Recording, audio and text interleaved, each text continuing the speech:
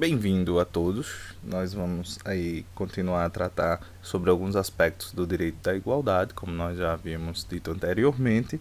E aí eu queria aprofundar com vocês ou esclarecer, não sei se a gente conseguiu deixar claro, a ideia de discriminação positiva. Né? Não sei se eu consegui deixar isso claro para alguns de vocês, mas acho que não foi muito bom a ideia do que seria discriminação positiva. Então, nós vimos lá dentro do contexto de ações afirmativas que essas medidas, e aí frise-se, são medidas temporárias, teria natureza precária, né?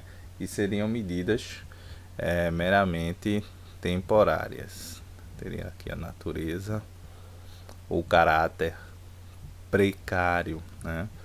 Se a gente voltar aqui um pouquinho para ver nossas anotações anteriores, a gente vai ter exatamente isso, que elas possuem aqui, ó, caráter precário e temporário, né? Então, essas medidas, né, que são tomadas pelas ações afirmativas, elas não são ad eterno, elas têm uma finalidade, né? E essa finalidade, vamos pôr aqui, essa finalidade é exatamente a efetivação da igualdade.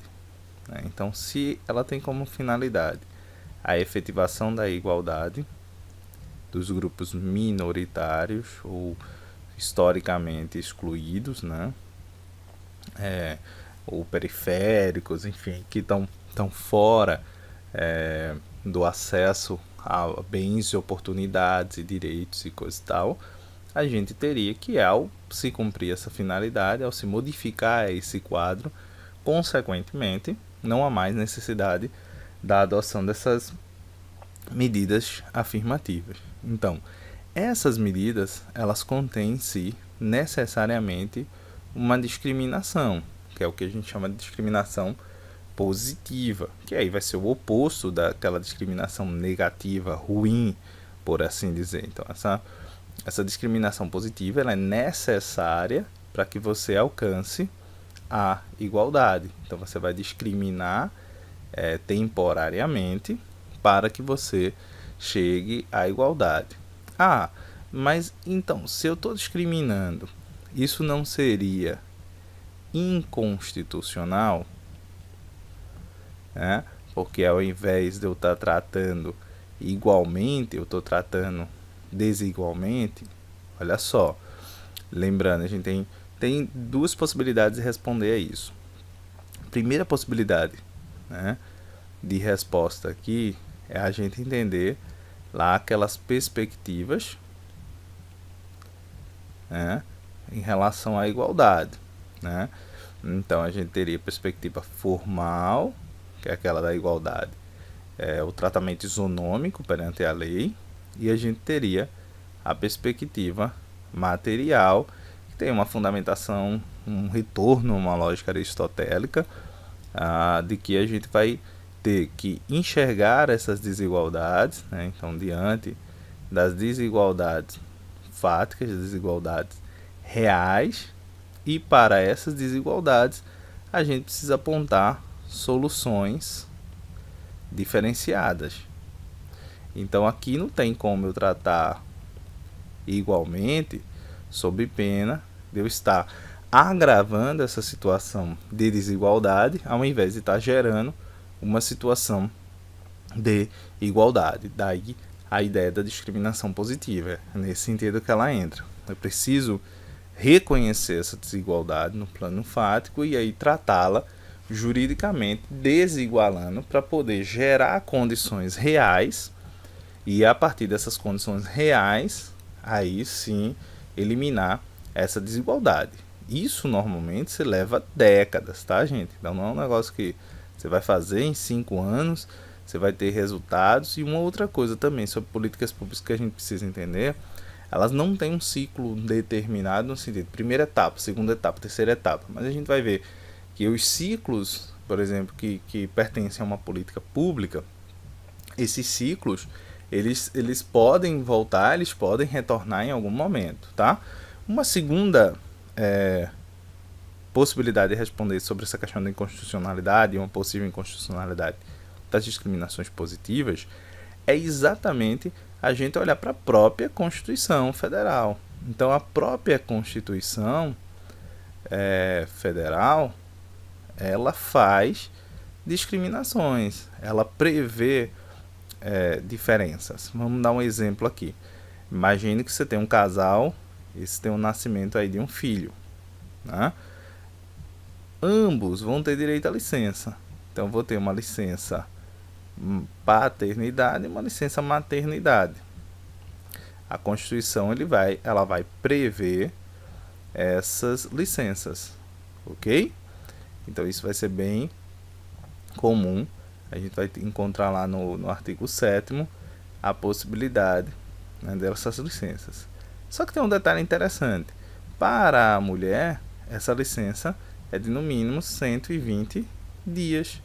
Para o homem, essa licença é de apenas 5 dias. Então aqui você já tem uma distinção, você já tem uma diferença que é feita pela própria Constituição. A Constituição, por exemplo, vai diferenciar o tratamento entre homens e mulheres em vários outros quesitos, em várias outras questões, né? Então, essas diferenciações, elas são originárias da própria Constituição. Então, precisa entender que quando a Constituição ela fala em igualdade, essa igualdade não é necessariamente uma grandeza matemática, né? Eu não estou falando besteira.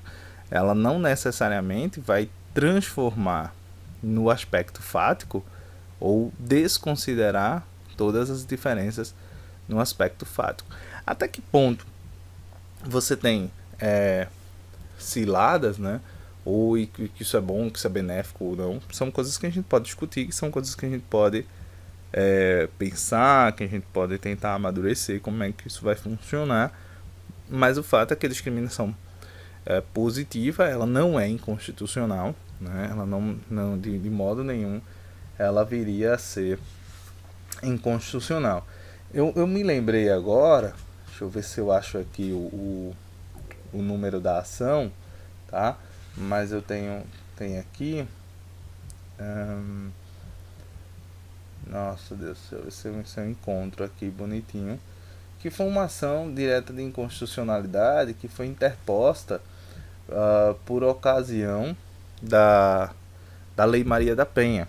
Então, quando a Lei Maria da Penha ela entra em vigor em 2006, né? Lei Maria da Penha, ela entrou em vigor aí em 2006, né? A gente vai falar um pouco, vamos tentar depois recompor aqui o histórico para a gente entender essa lei. Houve a interposição de uma ação direta de inconstitucionalidade, ação direta de inconstitucionalidade, aliás, ação direta de constitucionalidade, desculpa, um ADC. Deixa eu só limpar aqui para ficar claro aqui para vocês. Houve uma ADC, que foi a ADC de número 19, que data aí de 2007, perante o Supremo Tribunal Federal, que visava declarar a constitucionalidade dos artigos 1º, 33 e 41 da Lei Maria da Penha, após divergências judiciais sobre a constitucionalidade da lei. Então, surgiram aí, em relação a esses artigos, né, os artigos 1º, 33 e 41, uma série de controvérsias. Por exemplo, em relação ao artigo 33, ele prevê que varas comuns acumulem as competências civil e criminal para conhecer e julgar as causas decorrentes da prática de violência doméstica e familiar contra a mulher, enquanto não estiverem estruturados juizados de violência doméstica e familiar contra a mulher. Isso entendeu aí que não há inconstitucionalidade pela violação de competências dos Estados-membros, né? Então essa era a ideia, e o entendimento que o Supremo esboçou foi esse, de que não haveria. Também o artigo 41 da lei, ele é constitucional, né? Eu tô checando aqui, não ofendendo o artigo 98, inciso 1º da Constituição Federal, que trata dos crimes de menor potencial ofensivo, pois o legislador pode considerar que os casos que envolvem violência doméstica e familiar contra a mulher não são crimes de menor potencial ofensivo. Então, você teria aí um confronto, enfim. Nesse sentido, cabe lembrar que também os crimes afetos à justiça militar não estão sob a incidência da Lei 9.099, aí de 95, que é a Lei de Juizados Especiais, né, que aí excetuou isso. Então ele mostra que existem exceções a essa regra.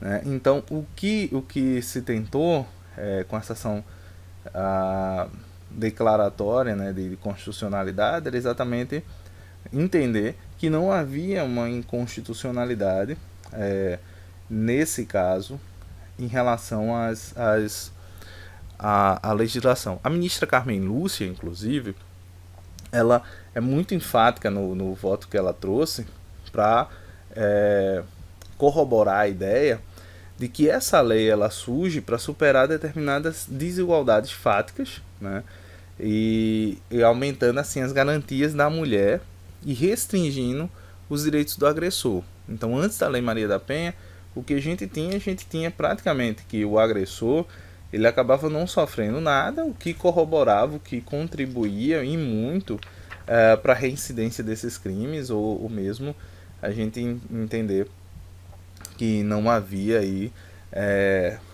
possibilidade de defesa no Brasil.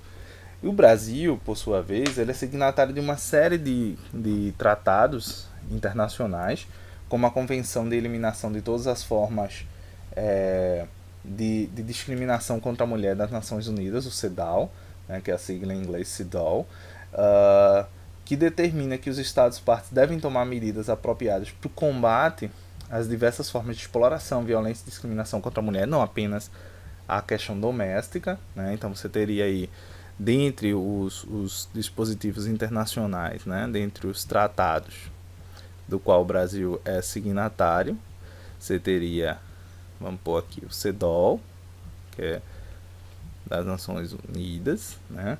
A gente também tem a Convenção Interamericana para prevenir, punir e erradicar a violência contra a mulher, que é a Convenção de Belém do Pará. Convenção de Belém do Pará, que é a Convenção Interamericana, que também vai prever essas possibilidades de proteção. E a gente tem ainda a questão da Maria da Penha, que foi um caso que foi levado à Comissão Interamericana de Direitos Humanos, na qual o Brasil foi condenado. Né? E em razão disso é que em 2006 surge a questão da legislação aí que a gente teria. Então isso vai acontecer exatamente pela Comissão Interamericana de Direitos Humanos, que aí a gente vai ter aqui o caso Maria da Penha, em que o Brasil foi exatamente condenado, e aí em 2006 ele cria essa legislação para que a gente tivesse essa modificação. É interessante porque a gente precisa discutir as questões de gênero no Brasil e a questão da violência, né, de gênero, que é em relação aos homossexuais, que é em relação à mulher, porque isso viola flagrantemente a questão da própria liberdade e da própria igualdade desses sujeitos, desses indivíduos. Né? Então você teria aqui uma necessidade de uma proteção em relação à violência doméstica, que cresce cada vez mais. Então você vai tomando medidas mais severas, que foi o que a Lei Maria da Penha fez. Não vou entrar aqui em detalhes, que não cabe a nossa discussão aqui entrar nos detalhes do que ela modificou, mas ela entra exatamente contra essa questão da violência. E eu preciso entender que essa violência ela acontece em dois campos principais: a violência física, mas também existe a violência simbólica. Né? Então você vai ter a questão de uma violência psicológica, de uma violência verbal, muitas vezes. Você vai ter também a ideia de uma violência econômica.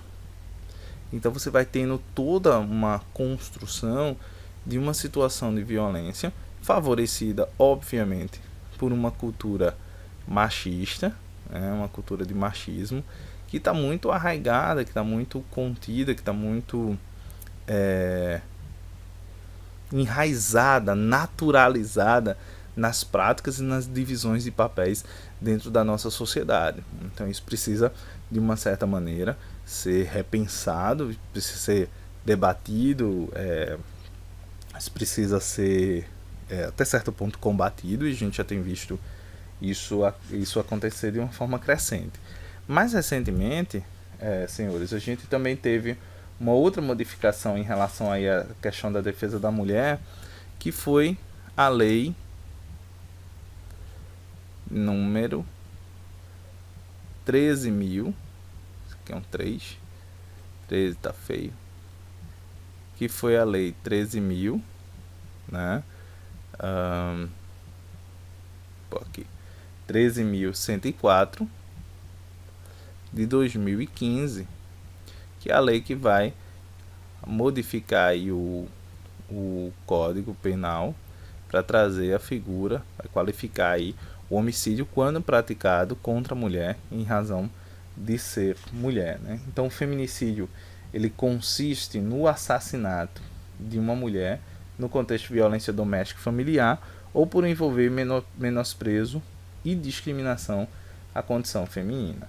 Obviamente que isso também trouxe uma série de questionamentos. A gente viu aí jornalistas, tem um vídeo famoso aí de uma certa jornalista que dá muitas opiniões no SBT, ela falando que isso aqui também seria inconstitucional, porque as mulheres e que seria um contrassenso, já que o movimento feminista defende a igualdade de direitos, e de repente ela apoia a ideia do feminicídio, que coloca a mulher para baixo, blá blá blá blá. Então, esse tipo de opinião, ela é exatamente baseada, né, se eu for olhar a igualdade sob o prisma, e aí volte aqui, formal, né? Então, sob o prisma formal, sim, mas sobre o prisma da igualdade material, que aí é o que esse tipo de legislação ela vai nos trazer, não. Lembrando, a igualdade material, ela de uma certa maneira, ela compromete o legislador, ela compromete o legislativo, que tem que agir, né, para criar leis, para tomar medidas, não só o legislativo como o executivo, enfim, mas ele precisa criar medidas, ele precisa criar uma legislação que de fato minimize, que de fato retire, né, os óbices para a realização para a realização aí da igualdade, da efetivação da igualdade no campo fático. Então você vai ter esse comprometimento, você vai ter essa vinculação. Então essa modificação aqui são modificações que são entendidas como necessárias para que você combata o número de agressões e de violências contra a mulher, que é muito maior, por exemplo, no Brasil. Fora que eu também preciso entender que mesmo no campo de formulação da igualdade e aí na adoção de políticas públicas, eu preciso entender que essa entidade, mulher, por exemplo, ela não é uma entidade genérica também. Porque aí quando você fala aqui, você fala em uma mulher genérica, né? Mas você precisa entender que tem, por exemplo, uma mulher branca e de classe média. Esses são marcadores que a gente chama de marcadores de diferença, por exemplo. Ela é diferente de uma mulher negra, né, e pobre, por exemplo. Então você vai ter diferenças de espaço, da mesma forma como uma mulher negra e pobre vai ser diferente de uma mulher negra de classe média. Entendeu? Por quê? Elas vão ter experiências, elas vão ter demandas, elas vão ter necessidades que são diversas. Então agora a gente vai fragmentar tudo? Não, a ideia não é fragmentar tudo, mas é você perceber que existem essas diferenças e aí, na medida do possível, você construir políticas públicas, né, que atendam a essas demandas, que são demandas mais específicas. Então no Brasil a gente tem números que são assustadores em relação à questão de gênero, né? Então Então você vai ter, por exemplo, que a mulher, de um modo geral, e é bom a gente dar esse exemplo aqui, a mulher, de modo geral, né, ela ganha 30% a menos que homens. Isso a mulher, né, no mercado de trabalho. Mas se eu pegar e for observar isso aqui em relação a uma mulher negra, por exemplo, a diferença entre o que uma mulher negra ganha e o que um homem ganha é de 61% a diferença entre uma mulher negra, entre o que ela ganha e o que um homem, por exemplo, ganha para desempenho das mesmas funções, obviamente. Então você vai tendo disparidades que são muito maiores. O número de mortes no Brasil, você vai ter jovens negros, né, são mais vulneráveis à violência do que jovens brancos, né? Jovens negros, diga-se passagem, negros e pobres. Você vai ter uma vulnerabilidade dessas populações que é maior. Então, diante dessa vulnerabilidade, eu preciso, enquanto Estado, ter uma reação, e essa reação é exatamente a formulação dessas políticas públicas para a afirmação da igualdade. Então, para tanto, para que eu tenha essa afirmação dessa igualdade num plano fático, é necessário que se efetue políticas que vão ter como base, que vão ter como essência a discriminação positiva. Então, essa diferenciação, ela é, obviamente, um caminho para que você possa ter a igualdade efetivada. Então, vamos lá, vamos tentar esquematizar aqui um pouco. O que você vai ter? Você vai ter desigualdades fáticas, né, no campo fático. Então, essas desigualdades, elas vão exigir do Estado uma ação, vão exigir do Estado um determinado agir. Então, aí o Estado faz por meio de ações afirmativas, né? Essas ações afirmativas, por sua vez, elas são baseadas em discriminação positiva. Então, essa discriminação positiva, por que ela acontece? Porque eu preciso reconhecer a diferença, e aí, a partir do reconhecimento dessa diferença, eu vou, obrigatoriamente, na direção de minimizar. Essas ações afirmativas, como nós falamos, elas possuem um caráter precário, né, e temporário. Então, elas não são ações definitivas. Como é que eu vou fazer isso, então? Como é que eu vou efetivar isso? Eu vou efetivar isso exatamente através de um instrumento que a gente vai chamar aqui de políticas públicas. Então, as políticas públicas, que vão ser exatamente adotadas aqui, né, elas são, segundo a Maria Dalari Bussi, né, elas são instrumentos. Vou colocar aqui, parafraseando ela, acho que a expressão que ela usa não é especificamente essa, mas é uma expressão que é comum a nós. São instrumentos híbridos. Por quê? Porque elas vão envolver instituições, elas vão envolver legislações, elas vão envolver uma série de coisas complexas, tanto por parte do executivo como do legislativo, para a execução, né, para que você alcance necessariamente a efetivação da igualdade. Então, o fim último dessas políticas, assim como dessas ações afirmativas, é o quê? É a realização, e aí esse é o fim, a grande finalidade, a realização da igualdade aqui. E aí a gente pode aqui abrir um parêntese e acrescentar aqui a igualdade material. Então, são implicações da igualdade material. É por isso que várias dessas demandas, elas vão, ali no início do século XX, começar a se tornar direitos, né? Que seriam os direitos de segunda geração, aí, os direitos sociais, que vão estar associados, que vão estar vinculados exatamente, especificamente, à ideia de igualdade, né? A ideia de realização e de efetivação dessa igualdade. Então, note bem, quando a gente fala aqui em igualdade, né, a gente está aqui mencionando a igualdade sempre material.